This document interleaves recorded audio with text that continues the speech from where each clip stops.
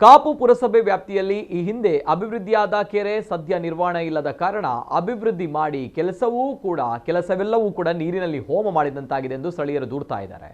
ಕಾಪು ಪುರಸಭೆ ವ್ಯಾಪ್ತಿಯ ಪೊಳಿಪು ಗ್ರಾಮದಲ್ಲಿ ಇರುವಂತಹ ಅರ್ಧ ಎಕರೆಗೂ ಅಧಿಕ ವಿಸ್ತೀರ್ಣದ ಕೆರೆ ಇದಾಗಿದೆ. ಜೊತೆಗೆ ಕಾಪು ಸಮೀಪದ ಕೋತಲ್ಕಟ್ಟೆ ಮತ್ತೊಂದು ಕೆರೆ ಇದ್ದು 5 ವರ್ಷಗಳ ಹಿಂದೆ ಅಭಿವೃದ್ಧಿ ಕಾಮಗಾರಿ ನಡೆಸಲಾಗಿತ್ತು. ಕುಡಿಯುವ ನೀರಿಗೆ ಹಾಗೂ ಕೃಷಿ ಭೂಮಿ ನೀರಾವರಿ ಅನುಕೂಲಕ್ಕಾಗಿ ಕೆರೆಯನ್ನ ಅಭಿವೃದ್ಧಿಪಡಿಸಲಾಗಿತ್ತು.